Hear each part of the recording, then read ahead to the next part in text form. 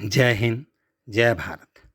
आज मैं आप सभी को एक ऐसे शिक्षाविद, शिक्षा शास्त्री, देशभक्त और परम ज्ञानी पुरुष के बारे में परिचय कराना चाहता हूँ, जिनका नाम है ईश्वर चंद्र विद्यासागर। जी हाँ, ईश्वर चंद्र का जन्म हिंदू ब्राह्मण परिवार में ठकुरदास बंडोपाध्याय और भगवती देवी के लिए 26 सितंबर सन 1820 को पश्चिम पूर्व बंगाल के घायल उपखंड में विसरिंगा गांव में हुआ था। 9 वर्ष की आयु में वह कलकत्ता गए और रहने लगे बुरा बाजार में भागवत चरण के घर में, जहां ठाकुरदास कुछ वर्षों से पहले से ही रह रहे थे।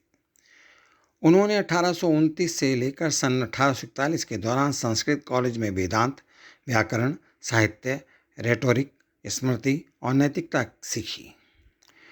उन्होंने नियमित छात्रवृत्ति अर्जित की। उन्होंने सन 1839 में संस्कृत में एक प्रतियोगिता परीक्षण ज्ञान में भाग लिया और विद्यासागर का अर्थ अर्जित किया, जिसका अर्थ ज्ञान का महासागर था।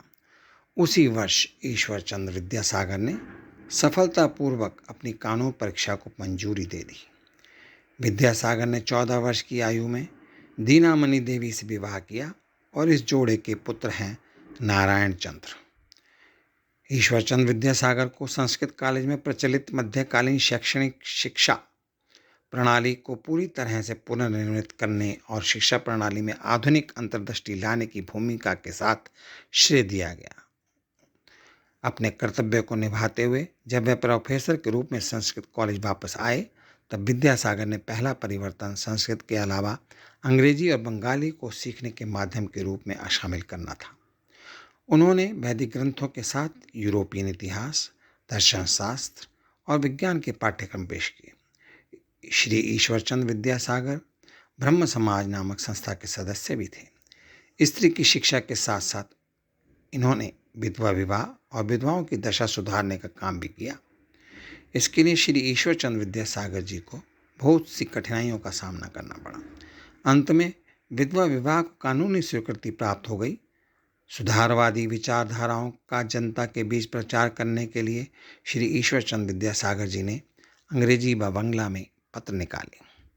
ईश्वर चंद्र विद्यासागर का कहना था कि कोई भी व्यक्ति अच्छे कपड़े पहनने, अच्छे मकान में रहने तथा अच्छा खाने से ही बड़ा नहीं होता, बल्कि अच्छे काम करने से भी बड़ा होता है। ईश्वर चंद्र विद्यासागर 19वीं शताब्दी के महान विभूति रहे। उन्होंने अपने समय में फैली अशिक्षा और रूढ़िवादिता को दूर करने का संकल्प लिया। अनेक कठिनाइयों का सामना करते हुए उन्होंने शैक्षिक, सामाजिक और महिलाओं की स्थिति में सुधार किए। अपनी सहनशीलता, सादगी और देशभक्ति के लिए प्रसिद्ध और एक शिक्षा शास्त्री के रूप में विशिष्ट योगदान करने वाले श्री ईश्वर चंद्र विद्यासागर जी का निधन दिनांक 29 जुलाई सन 1891 को कोलकाता में हुआ। श्री ईश्वर चंद्र विद्यासागर जी ने आर्थिक संकटों का सामना करते हुए भी अपनी उच्च पारिवारिक परंपराओं को अक्षुण्ण बनाए रखा। संकट के समय में भी वह कभी अपने सत्य के मार्ग से नहीं डिगे। उनके जीवन से जुड़े अनेक प्रेरक प्रसंग आज भी युवा वर्ग को प्रेरणा प्रदान करते हैं। आज हम श्री ईश्वर चंद्र विद्यासागर जी को श्रद्धांजलि अर्पित करते हुए उनके लिए भगवान से प्रार्थना करते हैं कि भगवान उनको अपने चरणों में स्थान दे और स्वर्ग में निवास दे।